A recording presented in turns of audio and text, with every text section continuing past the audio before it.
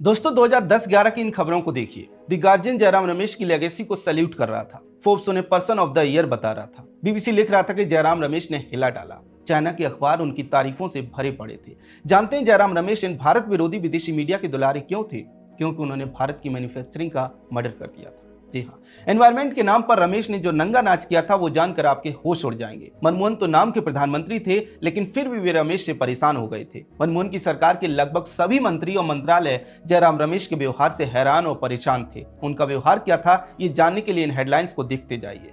2010 में भारत में $12 बिलियन के भारत के तब के सबसे बड़े विदेशी निवेश को रिजेक्ट कर दिया गया। South Korean company POSCO Orissa में स्टील प्लांट लगाना चाहती थी, तो रमेश ने उसका एनवायरमेंट क्लियरेंस रद्द कर दिया। प्लांट नहीं लगा। करोड़ों का निवेश, हजारों की नौकरी और भारत में होने वाली मैन्युफैक्चरिंग पर ग्रहण लगा दिया गया। 2010 में ही वेदांता $2.7 बिलियन के निवेश के साथ उड़ीसा के नियमगिरी पहाड़ियों में बॉक्साइट खनन का प्रोजेक्ट शुरू करना चाहता था। जयराम रमेश ने इसे भी एनवायरमेंट का हवाला देते हुए शुरू नहीं होने दिया। ध्यान से देखते जाइए। वेदांता के एल्युमिनियम रिफाइनरी को एक्सपेंड करने के जितने प्रोजेक्ट चल रहे थे, उन सभी को रमेश ने एनवायरमेंट के नाम पर रुकवा दिया। इसी तरह से नॉर्थ ईस्ट के तमाम हाइड्रो इलेक्ट्रिक प्रोजेक्ट्स या तो बंद करवा दिए गए या रुकवा दिए गए, या फिर उनमें किसी तरह की अड़चनें पैदा कर दी गई। नॉर्थ ईस्ट से लेकर देश के नॉर्थ यानी उत्तराखंड तक रमेश प्रोजेक्ट्स रोकने में लगे थे। जी हाँ, उत्तराखंड के उत्तरकाशी जिले में बनने वाले लोहारी नाग हाइडल प्रोजेक्ट को भी स्क्रैप कर दिया गया। दोस्तों, चाहे पुणे का लवासा हिल सिटी प्रोजेक्ट हो, चाहे मध्य प्रदेश का महेश्वर हाइडल प्रोजेक्ट हो, ये और ऐसे तमाम प्रोजेक्ट एनवायरमेंट के नाम पर जयराम रमेश ने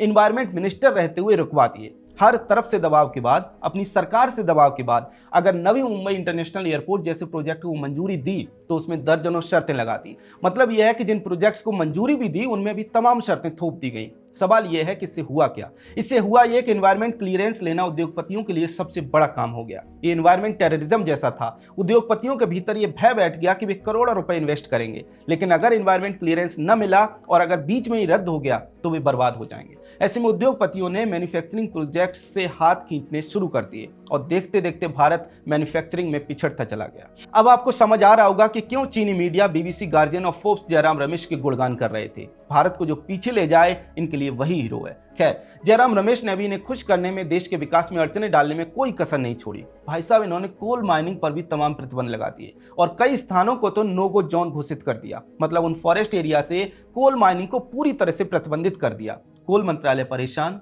कोयला मंत्री परेशान, लेकिन जयराम रमेश टस से मस नहीं हुए। मजे की बात यह है कि एक तरफ यूपीए सरकार कोल माइनिंग पर रोक लगा रही थी, दूसरी तरफ कोयला घोटाला हो रहा था। खैर दोस्तों, जब तक जयराम रमेश एनवायरमेंट मिनिस्ट्री में रहे, वे देश के प्रोजेक्ट्स में इसी तरह से अड़चनें डालते रहे और वाजपेयी सरकार जो बूस्टर इकोनॉमी को देकर गई थी, उसके दम पर क्रीड़ा करते रहे। मजे की बात यह है कि वो 2011-12 आते आते खत्म होने लगा था और यही कारण है कि 2012 के बाद पॉलिसी के साथ साथ इकोनॉमी भी कोलैप्स करने लगी थी। दोस्तों, अब आप फाइनेंशियल एक्सप्रेस के तत्कालीन एडिटर एम के वेणु का ये बयान देखिए। बीबीसी से बात करते हुए वेणु ने बताया था कि जयराम रमेश का मानना था कि इंफ्रास्ट्रक्चर प्रोजेक्ट्स के लिए भूमि कानूनों में बदलाव करना पड़े तो करना चाहिए। वेणु आगे कहते हैं कि अब उन्होंने खुद ही इंडस्ट्रियल यूज ऑफ लैंड पर तमाम रिस्ट्रिक्शंस लगा दिए।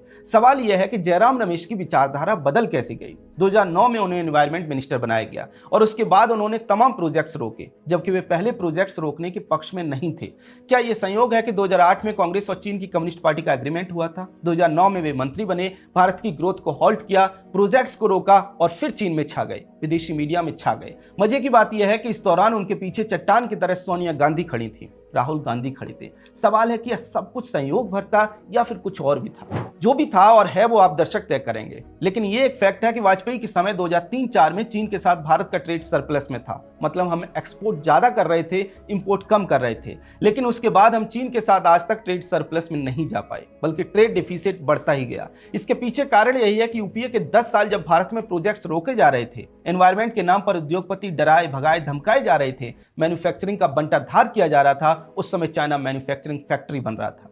तो भारत को पीछे धकेलने में सबसे बड़ी भूमिका प्रत्यक्ष तौर पर जयराम रमेश की दिखाई देती है। पीछे कौन कौन है, इस पर भी चर्चा की जा सकती है। खैर, एनवायरमेंट मिनिस्टर रहते हुए जयराम रमेश ने तमाम प्रोजेक्ट अटकाए। इसको लेकर आपका क्या कहना है, कमेंट सेक्शन में हमें जरूर बताएं।